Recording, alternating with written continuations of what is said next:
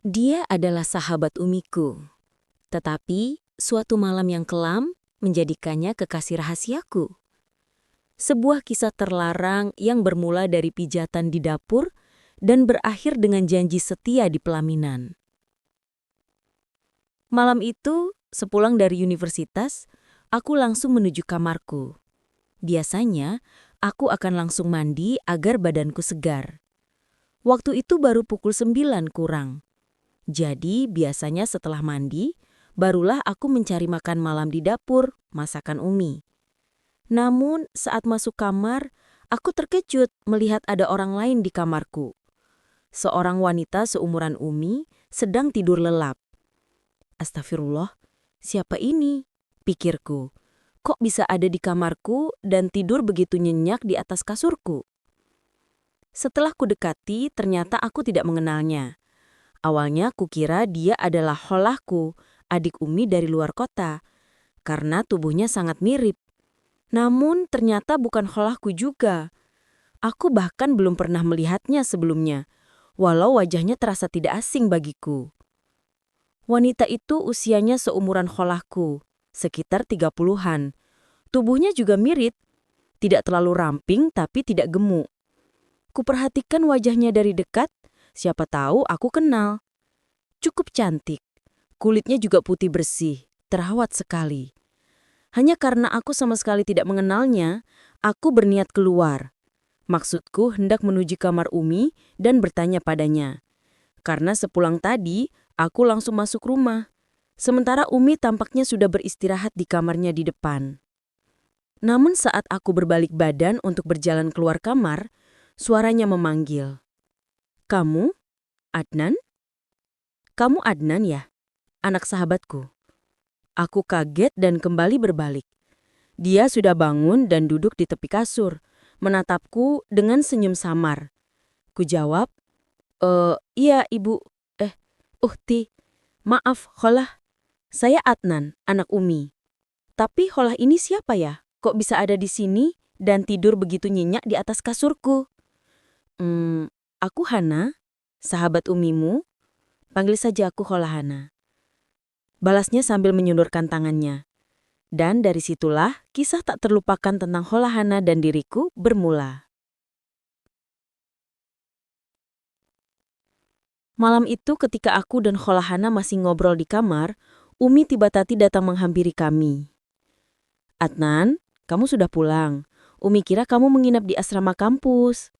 "Oh ya Hana, kenalin nih kebanggaan Umi," kata Umi padaku dan dia. "Maaf ya Adnan, Umi kira kamu tidak pulang. Makanya Umi suruh Holah Hana tidur saja di kamarmu. Tidak apa-apa kan? Ini Holah Hana, sahabat Umi waktu SMA dulu Adnan. Masa kamu lupa sih? Dulu kamu kecil pernah dibelikan mainan unta loh." "Ya udah, kalian kenalan lagi deh." Oh iya Adnan, kamu mandi dulu. Terus makan malam sudah Umi siapkan di dapur. Malam ini kamu tidur di divan ya, atau nanti kasur gulungnya Umi siapkan di ruang keluarga. Kasihan Holah Hana, biar di kamarmu aja ya." Umi berkata sambil mengusap lenganku lembut. Wajahnya selalu teduh dan anggun. Aku mengangguk pelan, menoleh pada Holah Hana sebentar, dan dia tersenyum padaku. Tidak apa-apa Widat, si Adnan bilang di kamar saja. Aku jadi tidak enak kalau Adnan harus tidur di luar karena aku numpang di sini. Kasihan di luar, kan dingin. Banyak nyamuk kan? Wah, batinku. Bisa runyam kalau aku tidur sekamar dengan Holah Hana. Baru lihat saja, dadaku sudah berkemuruh tak karuan. Holah Hana itu cantik. Walau usianya hampir kepala 4, penampilannya sangat terawat. Kulit putih, tubuhnya bagus. Sementara aku, mahasiswa akhir berusia 23 tahun, yang tentu saja masih penuh rasa penasaran pada wanita.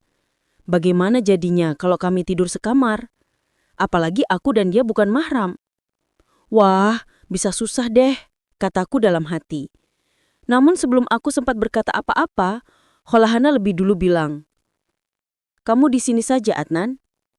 Dia Holah yang tidur di divan. Umi segera menyela. Jangan dong Hana. Sudah, kamu lanjut tidur saja di sini. Biar Adnan yang di divan. Dia kan lelaki. Lagian Adnan juga sudah biasa kok tidur di luar. Sering tidak pulang sejak sibuk dengan klub pendakian gunungnya. Iya kan, Adnan? Kata umiku. Akhirnya malam itu aku tidur di divan ruang keluarga, karena kamarku dipakai Holahana, sahabat lama umiku yang masih cantik.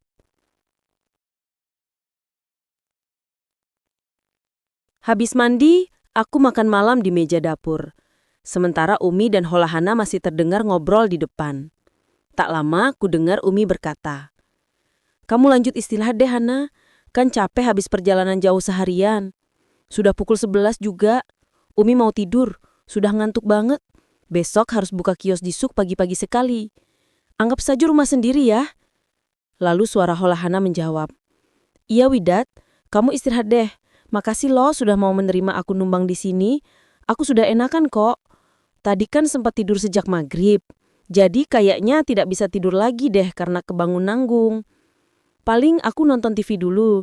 Sama, aku pinjam Adnan malam ini buat tempat curhat ya Widat." "Oh iya, sudah. Umi duluan ya. Oh iya, kalau kamu mau suruh saja Adnan pijitin nanti, biar hilang capek dan pegalnya. Adnan itu pintar loh. Tenaganya juga kuat. Sering naik gunung. Ya kuatlah kayak almarhum Abi Yusuf, ayahnya." Setelah itu ku dengar tawa Umi lirih. Lalu langkahnya menuju kamar dan pintu kamar Umi tertutup. Lalu hening sejenak. Ya, makanku jadi tidak konsen karena namaku disebut-sebut Umi dan Holahana. Jadi deg-degan. Aneh deh. Habis makan, aku ke wastafel, cuci tangan sekalian cuci piring dan gelas. Sudah biasa di rumah. Semua aku kerjakan sendiri. Namun belum selesai mencuci, aku kaget karena tiba-tiba Holahana sudah ada di dekatku, menyentuh lenganku pelan. "Dulu masih kecil, tidak menyangka sekarang kamu sudah besar ya Adnan.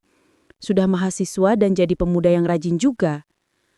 Suaranya pelan, seolah hanya ingin aku dan dia yang mendengar. Aku gemetar, bukan hanya karena kaget, tapi karena Holahana berdiri terlalu dekat, aroma minyak wangi lembut dan wangi khas seorang wanita hangat menggelitik indera penciumanku.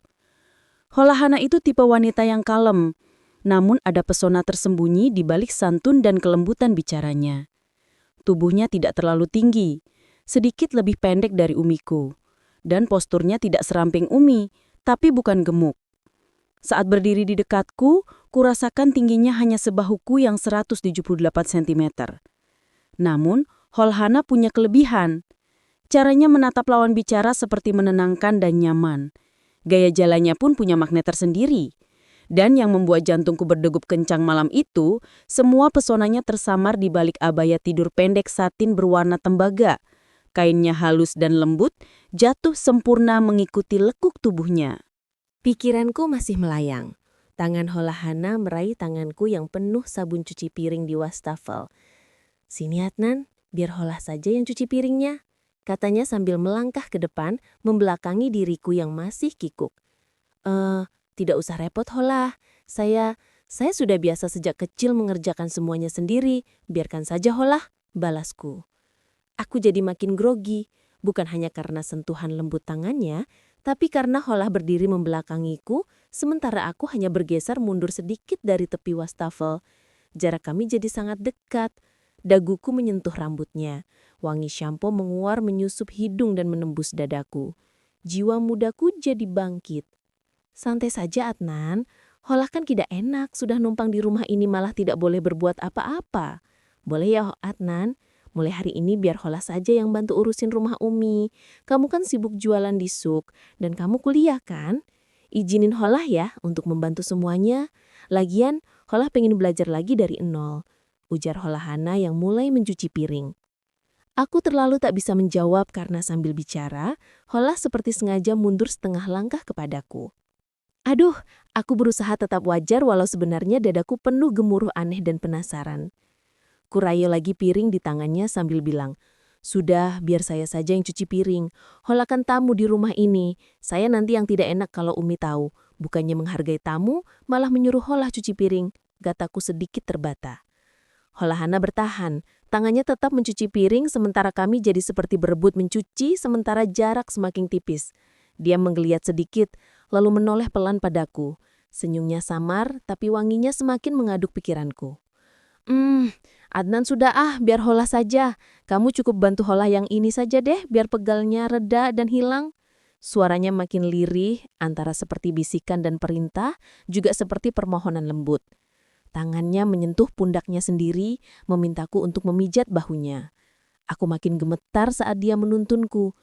Kata umimu, kamu anggota klub pendaki, sering naik gunung dan pintar memijat. Sambil Holah cuci piring, kamu bantu dari belakang. Badan Holah pegal seharian naik bus. Kayaknya baru bisa reda deh kalau dipijat, Adnan. Kamu mau kan? Oh, iya Holah. Tapi aku saat itu ragu. Tangannya menuntun tanganku ke bahu, namun tanganku mematung di sana. Ayo Adnan. Tidak apa-apa, Holah pegal nih. Katanya setengah menyuruh, setengah memohon padaku untuk memulainya. Ya sudah, karena dia sahabat umiku, aku pun nurut saja dan mulai memijat pelan kedua bahunya yang katanya pegal. Holahana mendesah pelan, masih sibuk mencuci piring yang sebenarnya sudah bersih dari tadi, tapi malah dibilas lagi dan lagi. Di situ Adnan yang pegal. Terus ya Adnan, enak sekali Adnan, tanganmu mantap. Suaranya lirih seperti bicara sendiri. Iya Holah, saya pijat pelan saja ya, biar tidak kaget. Pundaknya kayaknya memang pada kaku semua Holah, balasku lembut. Sejak semester 3 jurusan teknik mesin, aku memang aktif di klub pendakian. Biasa naik gunung dan belajar pijat otodidak. Ya biasalah, ada saja temanku yang capek atau keseleo kaki saat mendaki dan butuh pertolongan. Makanya, sampai KKN dan mulai skripsi saat ini, keahlianku memijat makin terasa. Dan Umi tahu bakat terpendamku, kalau Umi capek bekerja, pasti malamnya mintaku pijat. Bahkan Umi juga yang mempromosikan kemampuanku ke orang lain. Sebenarnya sudah sering sih aku memijat pegal wanita tetangga yang keseleo atau badannya capek dan pegal. Namun, anehnya, baru malam itu aku grogi sekali pada Holahana. Tumben juga ada pikiran aneh asing yang muncul di kepalaku. Air keran wastafel masih menyala deras, menyapu piring di tangan Holahana yang sudah mengkilap dari tadi, tapi malah dibilas lagi dan lagi. Benturan suara percikannya menyamarkan suara Holahana yang mulai terdengar lirih, kadang berbisik, kadang merengek. Tanganku seperti tak terkendali saat itu, karena lembut kulit pundaknya yang sedikit terbuka dari bahu abaya tidurnya. Apalagi Holahana seperti memanduku lewat ucapan lirihnya. Terus Adnan, iya di situ. Agak bawah lagi Adnan, enak Adnan. Suaranya datar saja, tapi nadanya seperti angin sepoi yang menggiring alam pikiranku ke tempat yang jarang kutemui. Holah sedikit merunduk, berpegang pada tepi wastafel, menggeliat sedikit, antara pegal antara lega karena pijatanku. Ya, dari dulu aku bisa mengetahui titik refleksi. Kalau bahu pegal, di mana titiknya? Kalau keselio, di mana urat yang diuruk? Tahan sedikit ya Holah. Sepertinya otot bahunya kaku sekali, dislokasi, jadi harus dibetulkan, kataku menjelaskan padanya. Iya Adnan, tadi memang Holah bawa ransel baju lumayan banyak dan berat. Terusin Adnan, Holah percaya kamu ahlinya. Dia bilang begitu sambil sesekali menoleh padaku. Duh, bukan hanya minyak wanginya yang harum, aroma nafasnya pun wangi. Malam itu, Holahana bercerita padaku tentang dirinya dan kenapa dia sampai numpang di rumah umiku. Sebenarnya, dia adalah istri dari seorang pejabat di kota lain yang jaraknya lumayan jauh dari kota tempat tinggal kami. Sudah belasan tahun dia menikah. Katanya beberapa tahun setelah Umi dan almarhum Abi Yusuf menikah dulu. Namun, walau mereka bersahabat, nasib ternyata jauh berbeda. Umiku harus kehilangan suami saat aku masih kecil, sementara Holahana masih punya suami tapi tak kunjung punya momongan. Tidak seperti Umi yang bisa melahirkanku. Dan sudah 3 bulan lebih, Holahana rupanya bercerai dari suaminya. Pejabat itu memilih menikah lagi demi keturunan. Sudah 3 bulan pula hidup Holahana bagai terombang-ambing, sementara tabungannya menipis, hingga akhirnya dia memutuskan mencari umiku, sahabat lamanya di kota ini, sekadar numpang sementara. Ya, umiku memang kebanggaanku. Sejak aku kecil, beliau merawatku sendiri, memastikan pendidikanku sejak almarhum Abi Yusuf meninggal dulu.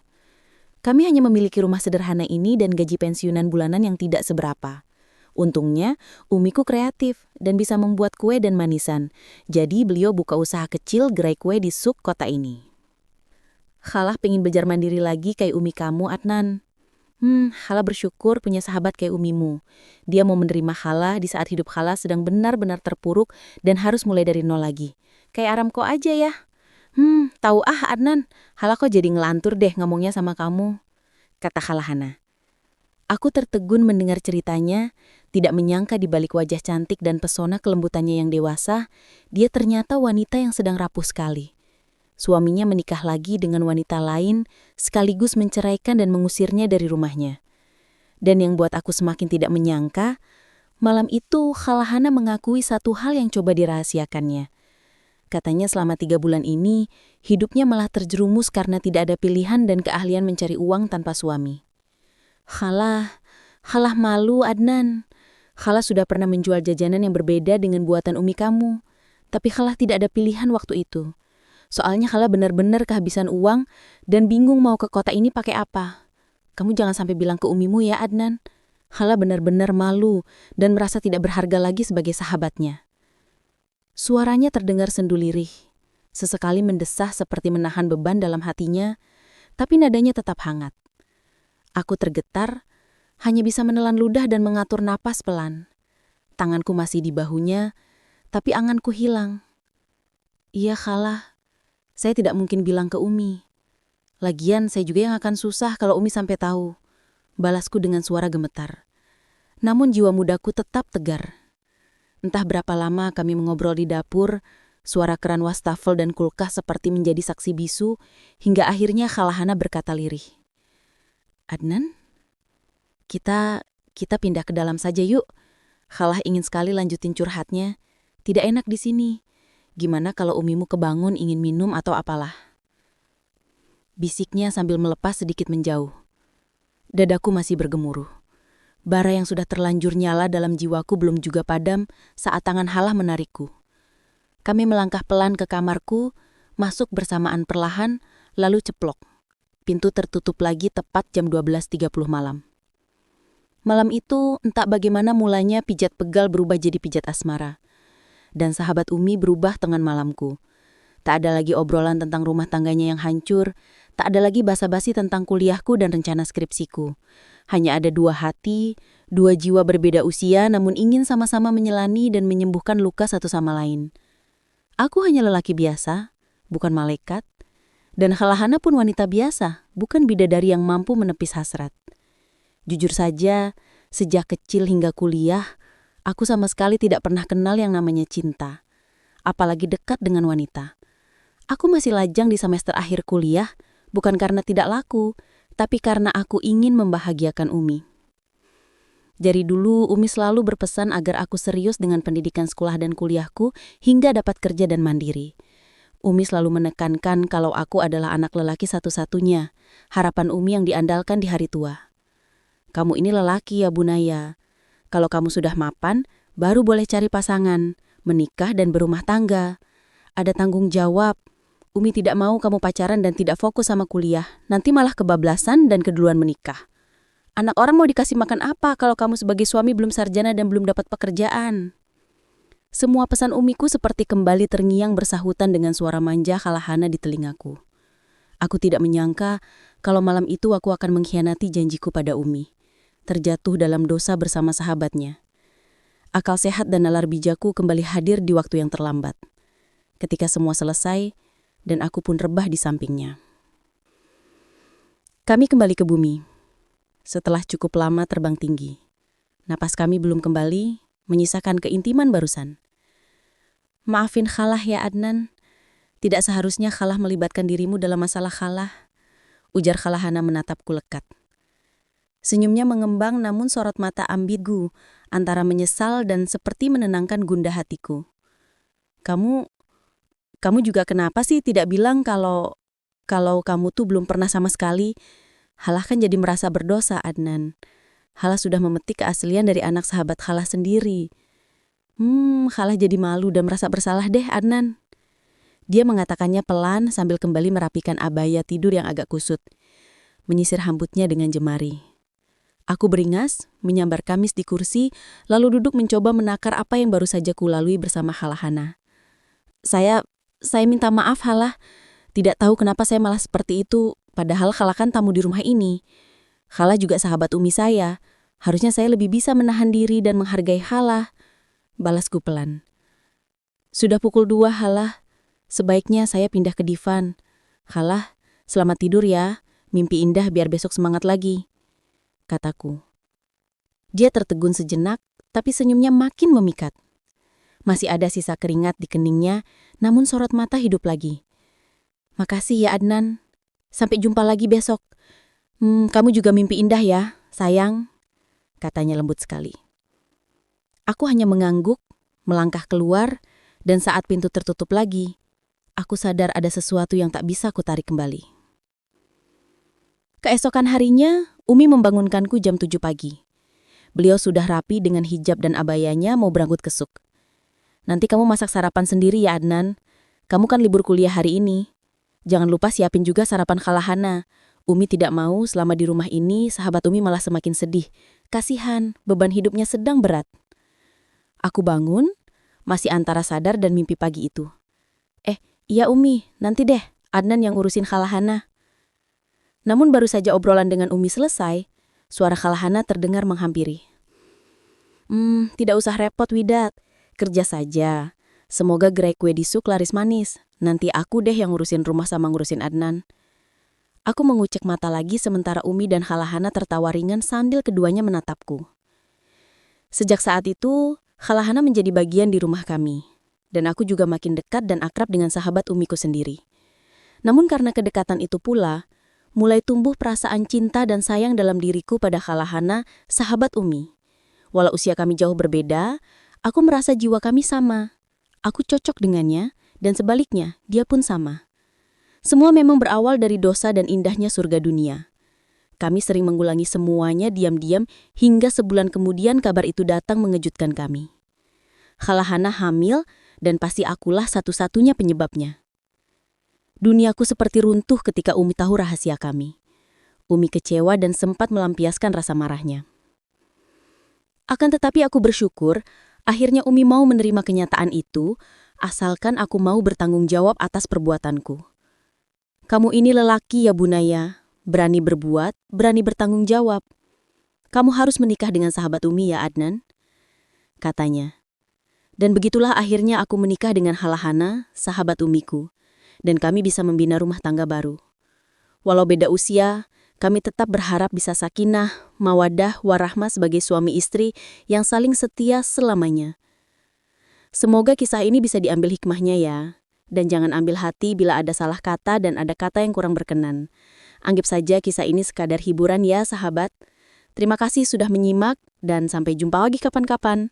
Assalamualaikum.